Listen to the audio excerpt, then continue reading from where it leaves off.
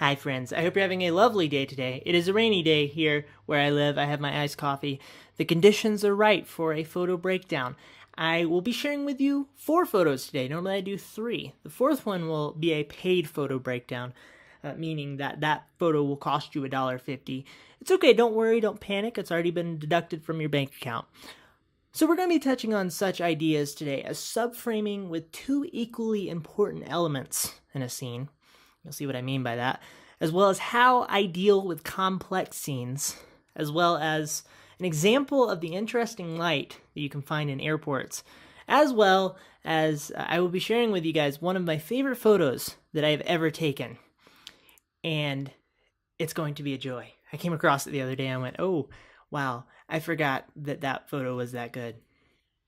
Here's the first photo I want to take a look at.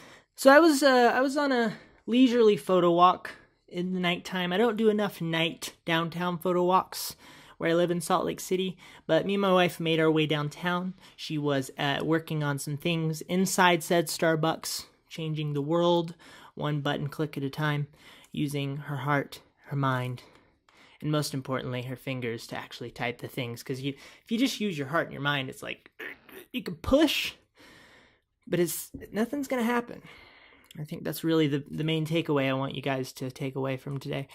But I was outside wandering around. At one point, I had my DSLR. Another point, I switched over to my iPhone and then realized my DSLR was bothering me. And I also didn't have my strap with me, so I was kind of holding it, and I have the phone. So I decided I would take the DSLR back, pass it off. This one was taken with the DSLR before I switched over to my iPhone. I will show you another iPhone photo in just a second. No. Yeah, before. I was thinking I switched after, potentially. But this, I really enjoy this photo. And it's an example of subframing using 2 equally meaningful elements, meaning that both elements in this photo are very important to the integrity of the photo.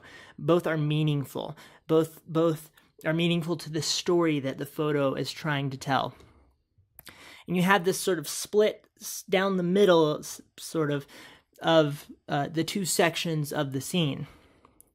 And the story is also told by, sorry if you're hearing my Velcro playing around. I like to play with things with my hands whenever I talk, and then I don't realize that I'm doing it. Where's that? The story is told by 2 major points of light in the photo.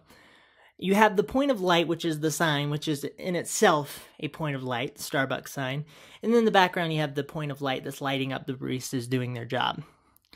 And I appreciate how it pulls you in a very focused manner into the 2 points that are the most important parts of the photo that help come together to tell the story. Lots of little small elements flying around too. I like the reflections. I like the dimmer light that's kind of I like the little bicycle. It kind of makes every part of the photo have a meaning, if you will. I like the edges of the photo as well, the way that there's a lot of complexity in this scene, and the way that I was able to take the sign and chop it off just right. There's nothing coming in weirdly. There's part of the siren's hair, which if you didn't know, that's a siren on that sign. It's a two-tailed mermaid. Anyway, the hair of the siren is poking in. It's getting a little tight on the edge, but I don't mind it. I think it worked out well here. I like how the crown just pokes into the edge of the left side of the frame. Looks quite nice. But if we come back to the macro version of what we're talking about with this photo, the 2 pieces, major sections of this photo, are pieces that make up the greater whole of the photo. And the greater whole in the story of this photo is sort of it's a story about the whole of Starbucks as a place, as a company, as an idea, and the baristas who are the pieces that make up that whole. And I think that's a really interesting idea that I was able to capture in the photo through balancing these elements together. Next. Okay, so I was downtown the same evening. I had switched over to my iPhone at this point. And now, interesting questions. Why did I switch over to my iPhone? Let's think about this. So one thing was that so I think the major element was I wanted to feel less noticed. I was wandering around an area with a lot of people, and I had this urge to be more invisible so that I could just kind of meander about and look for the shots that I needed. You could absolutely capture these shots without becoming more invisible. But if you're like me, you really do enjoy to fade into the background and kind of look for the scenes and not disrupt the environment that you're engaging with. And I think that was a huge reason. And so I went back to Starbucks, dropped off my DSLR, and I felt much more limber. The problem is when your iPhone does not have any battery. But I was standing on the sky bridge that you find in the middle of, so in downtown Salt Lake City, there's a shopping mall right in the middle of downtown. There's a sky bridge that connects the two sections of the shopping mall, almost like a dumbbell where the middle point which you hold is about this big, and then the two sides of the weights are this big.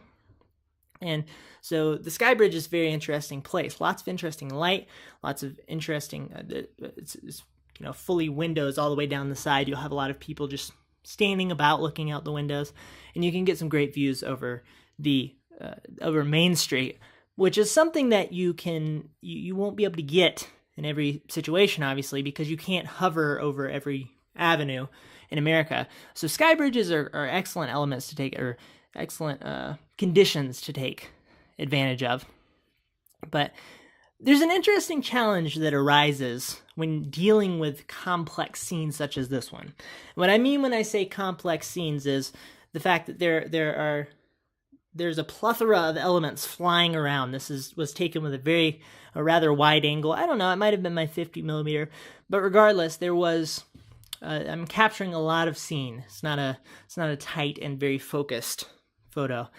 So you have a lot of things flying about, and that immediately creates the need for a focal point in the image, or else you're taking a photo of sort of everything and nothing at the same time. You can get away with this without having a clear defined subject, but you have to utilize other techniques to pull this off well. In this case, I was very intentional about organizing all the elements in the scene, making the edges feel right, making sure there was a symmetrical quality to it here, which I think I accomplished well here. You have the two lights on either side of the avenue that mirror each other, and in the middle you have a straight line of lights going all the way down into the distance. And another thing that helps organize this scene is the fact that there is a major focal point, which is this train. I think the train actually makes the photo. It helps tell the story of the entire scene by using a very specific aspect of downtown Salt Lake City to tell the story of all of Salt Lake City, in a sense, right?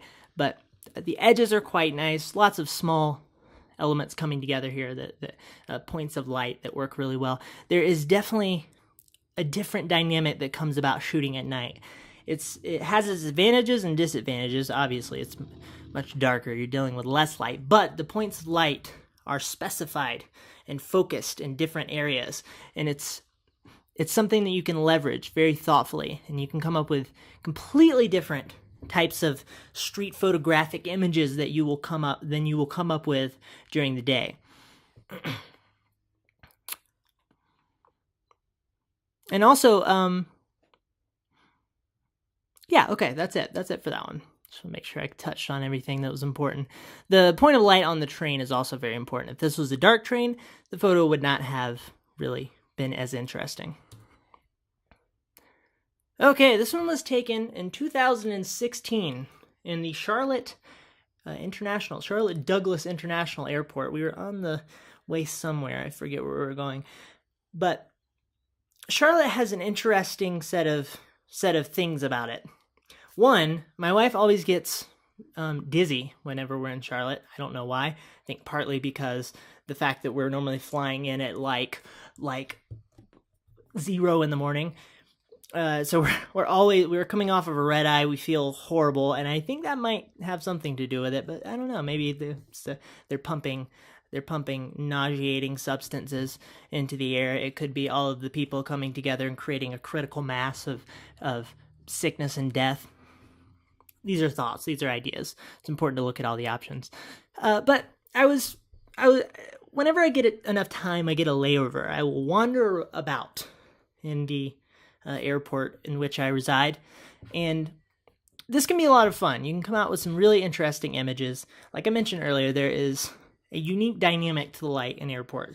Lots of windows placed in interesting areas, and if you come in at the right time of day, they're going to come in from one side or the other, right? And I've found that to be a unique quality of airports, and also airports are just really interesting places of movement and energy. But there's a unique cinematic quality to this photo that was accomplished by using a wide lens, or a long lens rather. Whereas a wide lens, you would well, for one, I'd have to get a lot closer, but two, it would have a much more intimate, raw quality. This one has a much more polished, refined, cinematic feel to it. Also, the light in the photo, I think, is wonderful. It's a huge element of what makes this photo work.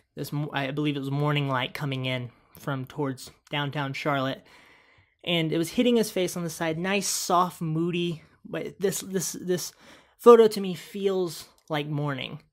And I don't know if you've ever experienced this, but if you get up in the morning, like early in the morning, you wake up, you pick up your phone, as we all do, start scrolling Instagram, you come across a morning photo, it has such a visceral feel to it, which I find to be wonderful. There's also a novelty to the newspaper. Most people are going through the world with their phones, engaging with their phones. I think there are maybe 14 people left on Earth, probably 12 now since this photo in 2016, who still engage with the newspaper on a daily basis. But it's quite nice. You can go in coffee shops and find older people just sitting down with their coffee and their newspaper, learning about life, all the propaganda that the news agencies offer. It's quaint, really. I wish that we would find more men with maybe a pipe, right, with the little corn cob on the end, a hat, one of those things called. You know what I'm saying? You got the suit and you got the hat, and it's elegant, it's refined, and it's cinematic. Okay, where's that? I think that's it for that one. Yep. So this photo turned out quite well, and I'm very happy with it. And there are certain photos that stand the test of time. I'll go back through them and go, I have to post this one again, which is what I did today with this particular photo. Actually, I had to crop it a little bit because the edge wasn't quite right. I wasn't as refined and cinematic as I used to be. Or wait, I am now. All right, here is my favorite photo that I'm going to be sharing with you guys, and one of my favorite photos of all time.